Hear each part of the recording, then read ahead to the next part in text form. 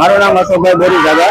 આ મૈકા ગ્રામ પંચાયતમાં આવે છે। ગ્રામ પંચાયતની અંદર 12 સોસાયટી છે। 12 સોસાયટીની અંદર ઓછામાંથી 20 થી 22,000ની વસ્તી છે। અહીંયા કોઈ રોડ રસ્તા પાણીની સુવિધા નથી। અમે સરકારે એમ કહે કે અમે વિકાસ કર્યો તો અમારી સોસાયટીમાં ક્યાંય વિકાસ દેખાતો નથી। અને હું આમ ન્યૂઝ માધ્યમથી હું કહેવા માંગુ છું અમારા મત વિસ્તારના ધારાસભ્ય જીતુભાઈ સોમાણીને કે આ તમે આ મત વિસ્તારમાં તમે રાઉન્ડ મારો તો તમને ખબર પડે આની પબ્લિક કઈ રીતે જે છે કઈ રીતે હું છે ખબર તમને પડે। બાકી આના કરતા તો અટાણે રાજાશાહી સારી હતી। રાજાશાહી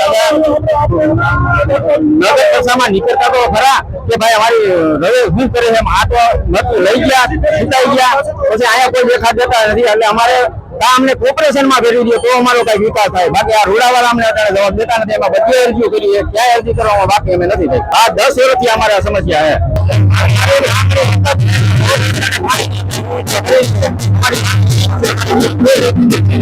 મારું નામ રાજેશભાઈ ધીરુભાઈ વેગડા। વિરોધ માટે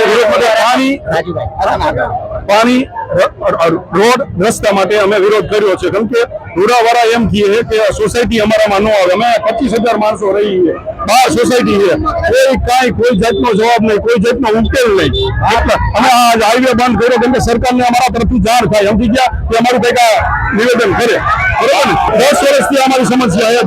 10 વર્ષથી સાહેબ અમારી સમસ્યા છે, કોઈ અમને જવાબ જ નથી દેતું। પંચાયત વાળા કે રૂડામાં આવે, રૂડાવાળા કે અમારામાં ન આવે। બરોબર, હવે આનો કંઈક રસ્તો કરો। સાંજ સમાચાર ફેસબુક પેજને લાઇક કરો, વિડીયો શેર કરો અને વધુ વિગતવાર સમાચાર માટે sanssamachar.net વિઝિટ કરો।